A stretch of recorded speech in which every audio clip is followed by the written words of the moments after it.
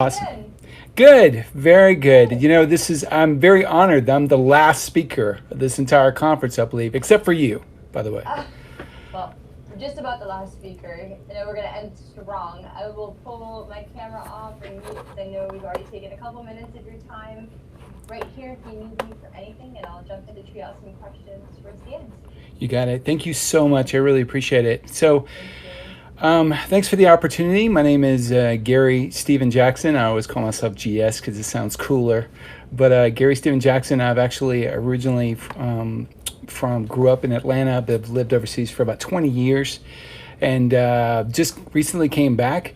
And I'm going to be talking about a topic that sounds very boring, immutable IP authenticating ownership.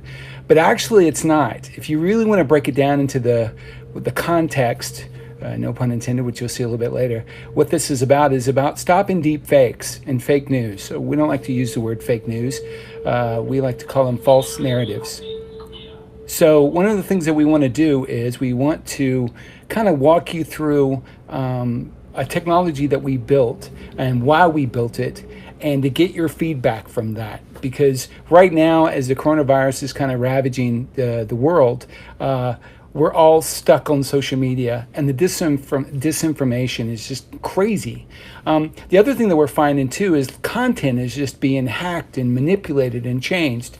So our number one goal that we're trying to do is basically make sure that we link content to the owner. We can't stop fake news and we can't stop all this plethora of information that's coming at us, but we can link it to the people that sent it. And so that's kind of where we're going to be going for. So with that being said, we're going to talk about why did we even create this in the first place. So it's not like we wanted to do this. We actually created a monster.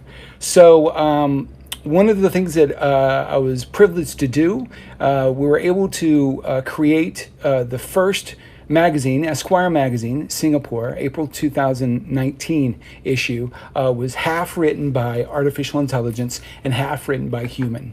We were really honored by that. Actually, in fact, we actually won an award, an advertising award for it. So truly, we fed artificial intelligence information. It edited, curated, and wrote articles from its own perspective, if you will. If I'm going to be sending out at the end of this my slide deck. I've got a slide URL that you can kind of. Actually, I can do that now. I'll give that to Mary, and she can kind of. If people want to follow along with me, just to kind of see where this is, they can. And one of the things that we try to do. And let me just see if I can put this in the chat. Thanks, Mary. Let me put this here. So one of the things that let me get back to the slide deck. Where is that? There we go. So we were able to build an AI writer that wrote Esquire magazine. And after we did it, we were pretty proud of ourselves. Now, we learned a lot from this. Basically, AI being able to write articles, we found that, we had to feed it data to create empathy. We had to feed it data to have perspective and be able to have a narrative. But one of the things we realized is we've created a monster. After we've done this, and if you go to ai-writer.com, you can go and try it for yourself. We realized, how will we know in the future if a human wrote something and a bot or AI writer wrote something? So we got a little nervous because we were excited that we were able to do it. We're excited that we actually won an award, but then we were afraid, how do we start putting things on it in context that basically says, okay, this is written by a human. This is organic.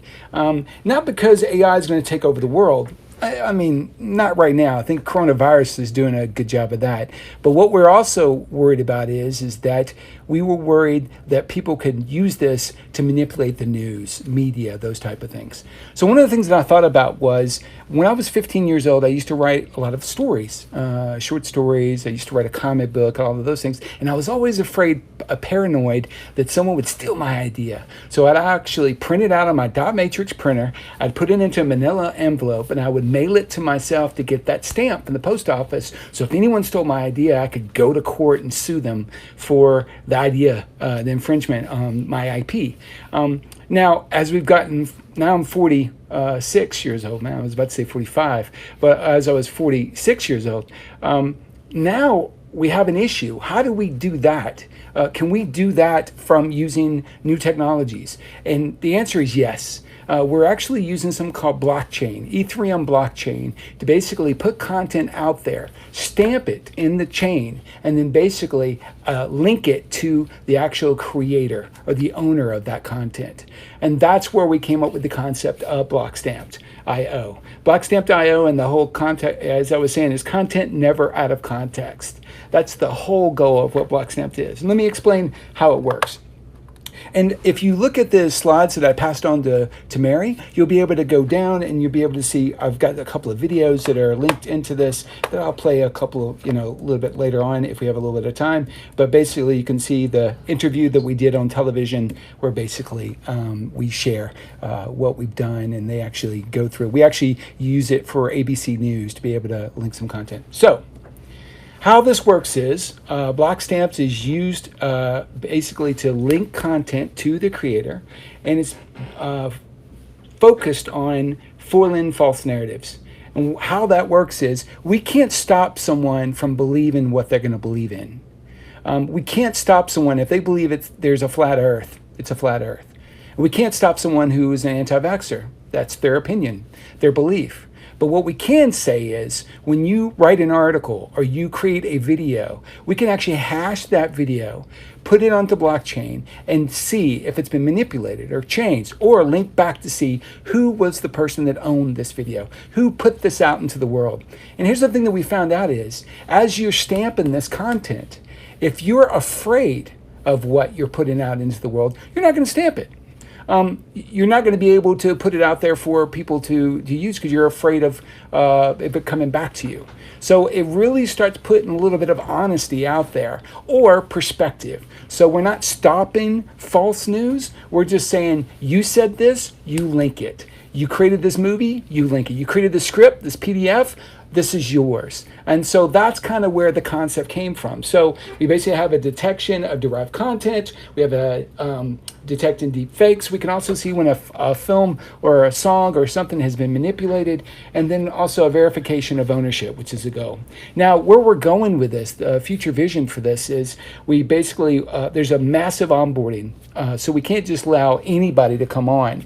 We a really thorough onboarding to make sure you are who you say you are, or if you're an agency or if you're an organization or a corporation, we check to make sure, and there's multiple verifications for that. For the onboarding. It's almost like getting one of these global entry IDs to be able to get onboarded. But once you're certified that you are who you say you are, and you get your authentication to be able to use this, then what we can do, we allow you to upload, we take in the metadata around that, basically the time, the place, all of that information. We also create the linkages, so where they go out into the world. So if you stamp that piece of content, there's a linkage so you can see where it's being distributed, where it's being used, that kind of thing. And then there, we actually hash it and we store it. That actual hash has become kind of like the key vault, the master key, if you will, of all of the pieces of content that you own for that one. And then it's linked to the blockchain. So every time someone wants to take over ownership or change or add more things, we're always stamping it using the Ethereum blockchain to put it on there for the ledger. And then basically we watermark it. So what that means is that it is yours. It's basically like you're getting a digital tattoo on that piece of content. And then we're doing something as we're moving forward, something called trans analytics. And what that goal is that because we are linking that content and it's owned by you, there's a ping that happens back to say, hey, do you own this? Who owns this piece of content? And what we can do there is some really cool things. It's one of the coolest things because right now analytics is very stalkerish, like everyone's watching you and stalking you. And the joke I always make is, what's the difference between a stalker and a friend? A stalker knows your birthday. Your friends don't unless Facebook tells them, which is a stalker. So the goal, what we're trying to do is, what if we could show you what we know about you and you can contribute to the model? And so that's kind of where we're going. And an example is this. Have you ever been to an ATM machine and you're pulling money out and you see a receipt lying around? And I do this all the time. I always like to see the balance on that ATM slip. I don't know who the person is, but I like to see, is my balance bigger? Is my balance smaller? And if my balance is smaller, I'm like, oh crap, I need to get a better job. I need to work harder, whatever. But if my balance is bigger, I'm like, oh yeah, I'm crushing it. So one of the things, that's kind of the concept of trans analytics. What if we could show you the people that are watching, you get to see them, they get to see you. Who are you to create this piece of content? And we believe that that would create an affinity towards content and media and that kind of thing. So anyway, that's the concept behind it, where we're moving towards. Now, we've also went a little step further. We've also working on creating an API. This API can be used by developers as yourself. It is a platform. So Blockstamped, to be able to create linkages, it creates a platform that you can create multiple vertical applications around that as well. So, and it's all based around the smart contract idea. So it's smart contracts configured in different ways for different verticals. It also allows you to be able to do a whole new suite of tools to be able to create smart contracts. You can program in Python, C++, basically error tracking, analytics pieces. You can create it for applications, those kind of things. And of course, it's JSON and compliant. And what we do here is, what we're working for is that we can create code templates that you yourself can use, and create frameworks that you can use as Blockstamped as well. And that's why we're putting those app APIs out there, so you can create verticals around it, and exchange APIs, so you can do remittance and those kind of things. It's cloud ready. We have some browser extension templates that we've got put out there, and it's, of course, if you don't want to use Ethereum, we are moving it to a place where you can actually use it on a private blockchain, something that you've created, if someone wanted to do something on their own, which is fine too. And of course, the trans analytics that I kind of brought up a little bit earlier. Now, let's talk about actual vertical. So now I've got a piece of content, and I've linked it to the owner or an agency or an organization. What can I do now? How do I make money from this? Where does this go? So we're actually partnering up around media. Media, we feel, is probably the one that's hurting the most, and especially the music industry. Coronavirus and COVID-19 just destroyed concerts, merchandise. A lot of those artists are hurting. But you know what? They were already hurting before. We have a big problem in the music industry in the sense that people are still writing checks and sending them in the mail for them to get their royalties. So basically, as an artist, I have multiple levels above me, goes to the distribution production company, then basically they have to do a tally to find royalties, then they basically write a check, and then they have to mail it to it. Do you realize how many checks are mailed to dead people? And that's a problem. And that whole level, all that upper level of all the people it has to go through, is the massive amount of money that's taken away from the artist. What we wanted to do is we're partnering up with a couple of the music industry titans to basically say, let's cut out the middleman or middle persons throughout the entire process and get it electronically already set up. Let's talk about that. So what we're doing is we're using our API for Blockstamped to create stamp music, stamp film, stamp scripts, if you want to do equitable publishing splits. You can do no more cease and desist, which we'll talk a little bit about. One of the biggest problems we have right now, especially now during coronavirus, is we have this big issue where I'm doing a TikTok or I'm doing a music DJing music, and when I post it on Facebook or YouTube, it says, "Hey, I'm sorry, you don't have licensing rights to this. We're gonna have to just take it out." So it's just muted. It's just blocked. And do you realize if we could offer the licensing on the fly for that, not only would the music company, a music publishing company, make money, the artist would make money, and it would be immediate. So that's when we're working on trying to make sure that we can get that going. And of course, IP protection. You can actually link, because we've done the linkage, no one can break away that who owns the song, who owns the lyrics. We have all that linked in the blockchain. Now, so where we are moving towards our future vision for this for Based, and Based is actually a derivative of one of our partners in there, Basie Bob. Basie Bob is one of he's a multi-Grammy award winner, Oscar-nominated music producer. He created all the music that made me who I am. Basically, especially through my teenage years, he was the man that made every song to everything that made me fall in love or date or start dancing in the first place. Artists like Debbie Gibson, Mary J. Blige, Notorious B.I.G.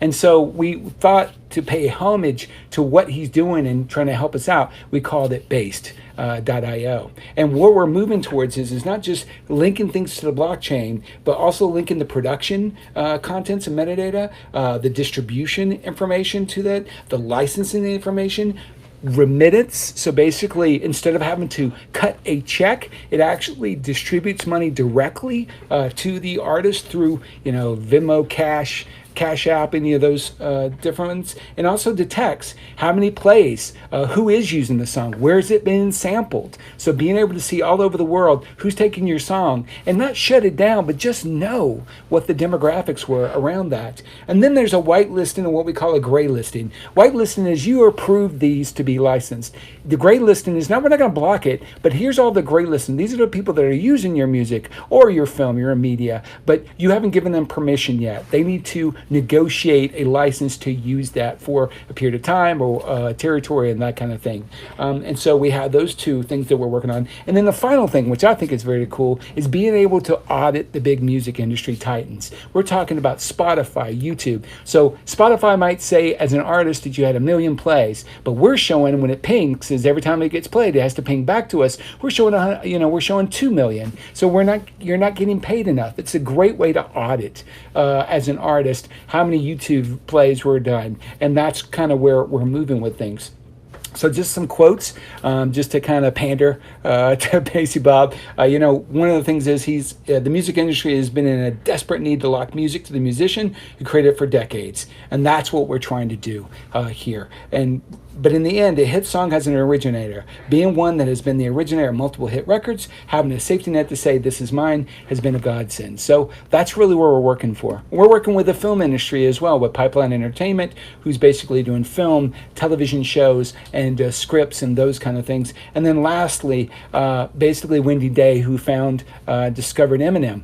She basically has come out and to be able to say, okay, now I want my new artists to be able to block stamp their content so no one can be taken advantage of. Wendy Day has been fantastic about fighting the music industry of not taking advantage of rappers and R&B singers and those kind of things. So with that being said, let's talk about those are the things that we're trying to take over. Let's say if we're successful, let's talk about the market. The market, even if we get 1% of the market, we're talking about 1% of the corporations, the legal firms, the celebrities, and then basically 0.1%. We're looking at a massive market.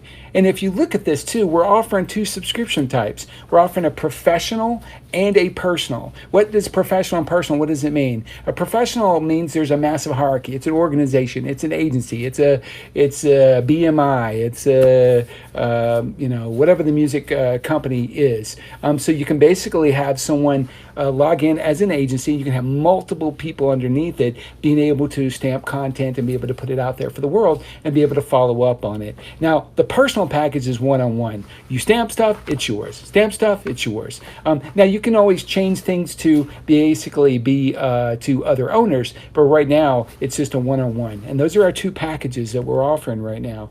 And one of the things I just wanted to put out here, this is a very busy slide, but I wanted to show you why this industry, we thought it was fixed. After Napster and everybody said that things are broken, it's more broken now than ever. For a 99 cents download from iTunes back in the day, or Apple Music or Spotify, the artist is only getting paid 4 cents. So there's this massive gap of 20 to 30% of percentage that's being taken away from them. What we want to do is we want to alleviate that and give a higher percentage of royalty to the artists, the music producers, and the music supervisors that are out there. And this is how it works. So now we've used Blockstamped to link content. Now we're actually using our API to do Based, which is the app within the Blockstamped, and we take a music catalog, we add in all the lyrics, the genre, the actual song, the AAC, the MP3, and then we do a hash of that. Then we actually link it to a smart contract. From that smart contract is linked to a rate card. That rate card could be a template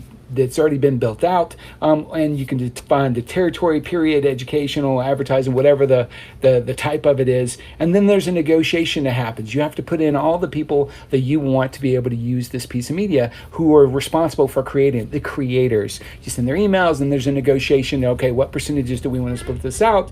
And then there's a remittance. Every time there's a licensing of that content and how it works between the artists, the songwriters, the music producer, and the music supervisor. Same goes for film directors, executive producers, screenwriters, those kind of things. And then we take a transactional fee. Our transactional fee is variable based on if you're going to do this in bulk, if you're going to bulk load an entire album or multiple albums, or just one song at a time. So it's between 3 and 7%, just like a banking transaction that we're taking from that. But think about it. Normally, for a music artist, they're paying 20 to 30, even more percentage per song, per licensing. And what we're doing here is we're taking a very small percentage for that to help them out. And here's an example of how this could work. So this is from yesterday. I actually got a Facebook cease and desist. I actually uploaded, I was DJing a little bit, just playing around, playing some music, and it basically says the stream has been muted. And it is. You'll see in the beginning, there's nothing. And then as you play on through it, it gets, there's a song that plays, and then it gets muted. And that's a problem because you're just stopping the music from being distributed. You don't even know who's been listening to it because of the legalese. We're not trying to get rid of the lawyers. What we're trying to say is, let's just make things speed up. Let's take money off the table because we're just saying, nope, you can't use it. But now, what if we did this? The next time we go in, we upload a song or something for a background or soundtrack to, a baby being born or a marriage ceremony. Instead of saying, nope, can't use it, what we say is, hey, that music you tried to upload is available for licensing in your region. Would you like to do that? And you pay a certain amount of money for a small territory, for a small amount of time, and then you can own it and it doesn't get distributed. Now, what's great about that is that money goes directly to the artist immediately, and all the people that are above them very quickly, and you can use it instead of just leaving that money on the table.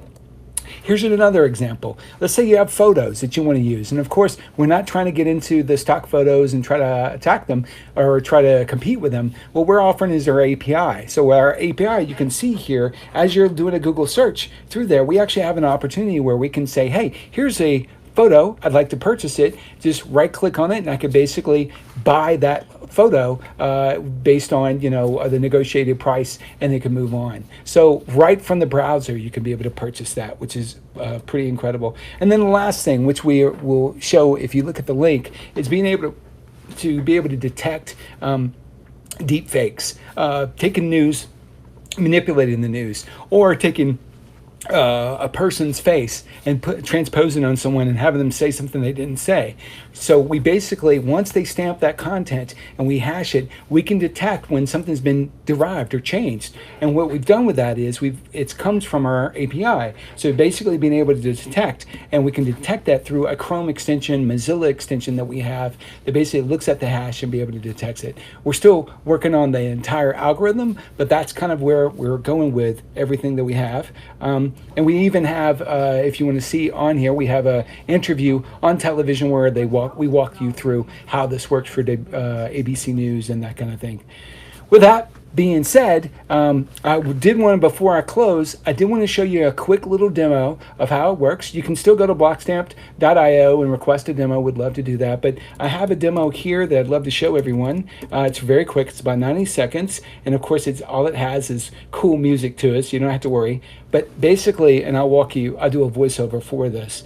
So basically, here's a licensing. So when you log in to blockstamped.io, you log in. And with your unique, and you've already onboarded and authenticated you.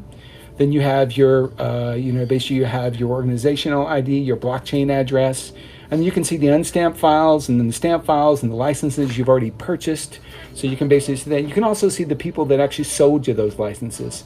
And then you can also see who they've been sold to or been used because they're on the chain. And you can also see the license, broadcast worldwide for 1 year for $8,000. Then you can also go to Blockstamped.io and search. You can be able to see different types of content. You can be able to see JPEGs, PDFs, and search for those and say, okay, I like this. I'd like to purchase this license for a certain amount of time.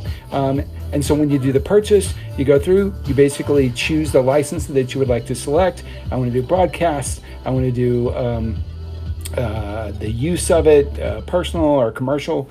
And then, of course, this is based on a template rate card, different rate cards for different types of industries and different corporations. That's pretty easy. And then basically you can purchase. Now, the other thing it can do is, let's say someone uploads an image or MP3 or something or AAC file that looks like yours. We actually, when you upload that, we detect the hash. So once we've hashed it and we see the same hash, we say, oops, sorry, that's already been updated. You can't use that.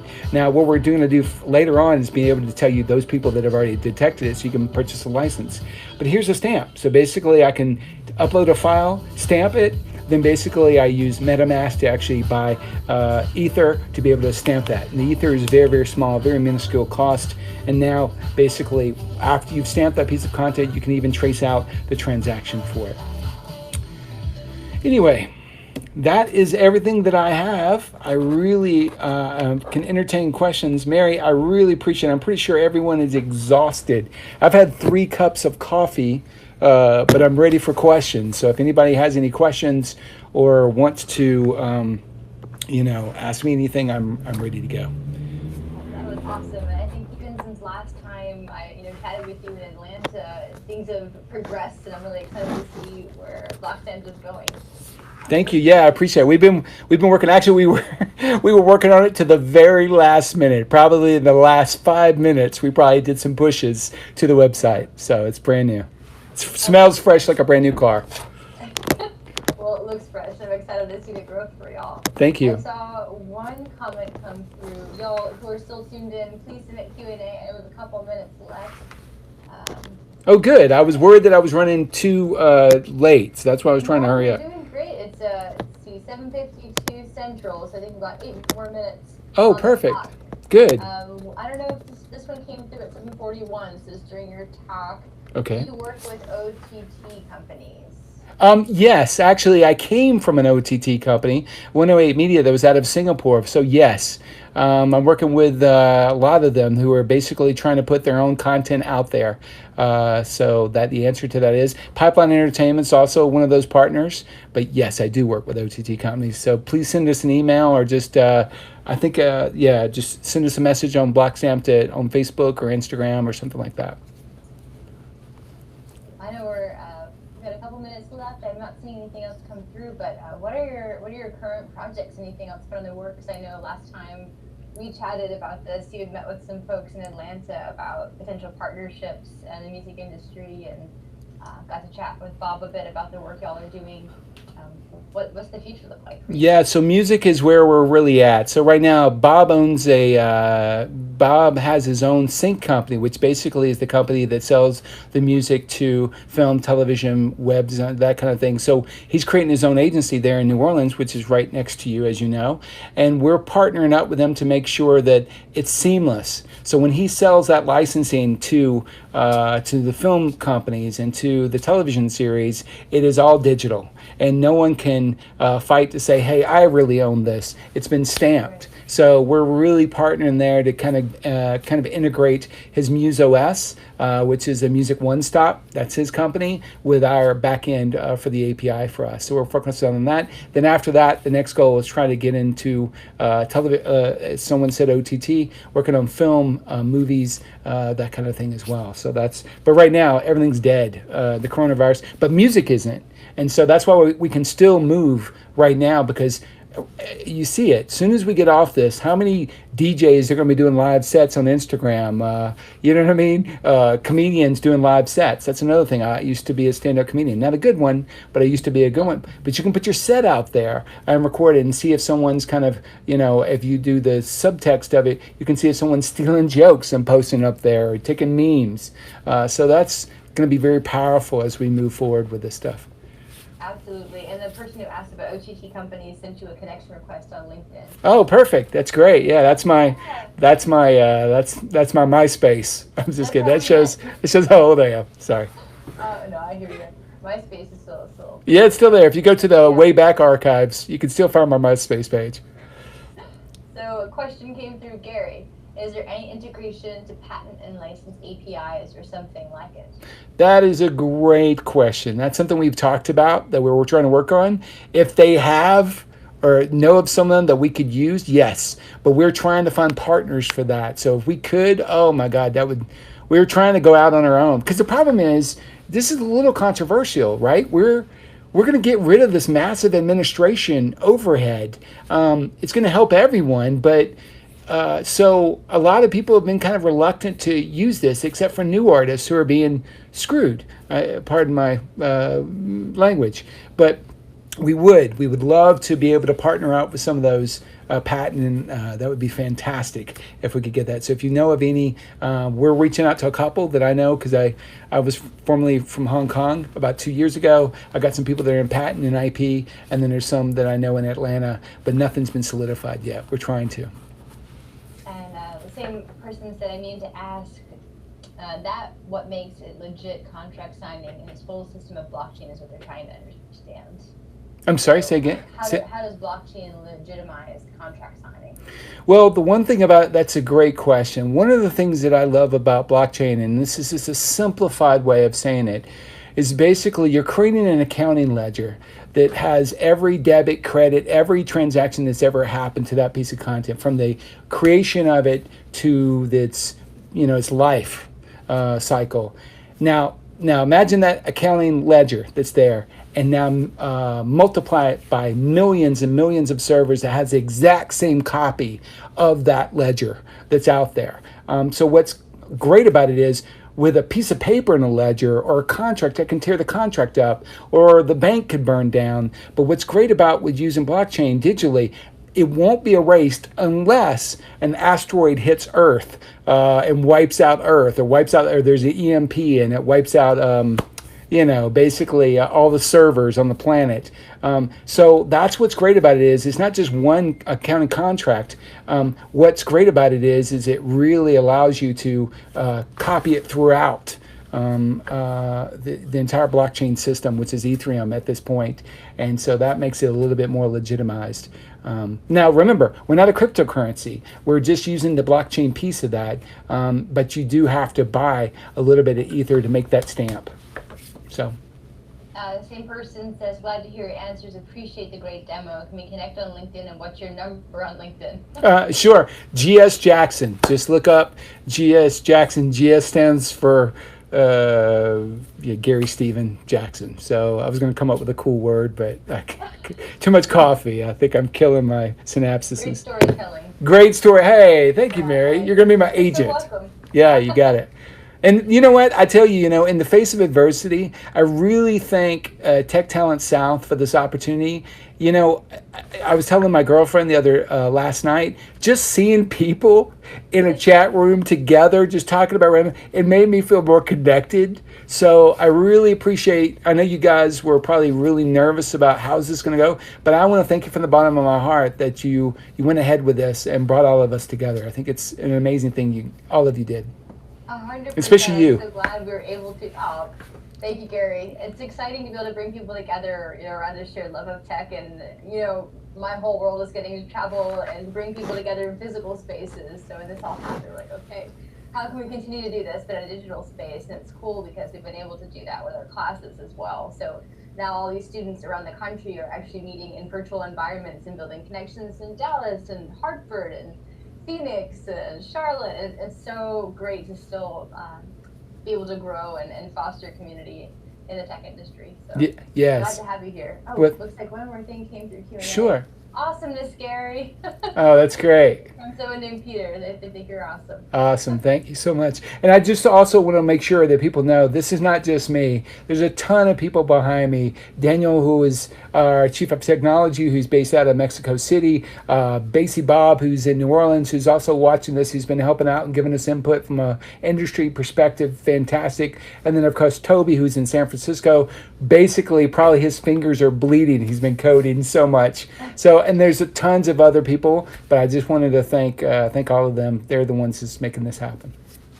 That's so awesome. Gary, it's a pleasure as always. Thank you so much for your time. I know we're right at 8, and I'm sure our viewers are Exhausted. ready to unwind. Yeah, they learned so much tonight. I know my brain hurts from all of the great things our speakers have shared, but it was great to see you. Y'all checked out blockstamped.io. Find Gary listed as GS Jackson on LinkedIn. Stay connected, and we hope to see you soon. Thank you so much, Mary. Thank you. Bye-bye.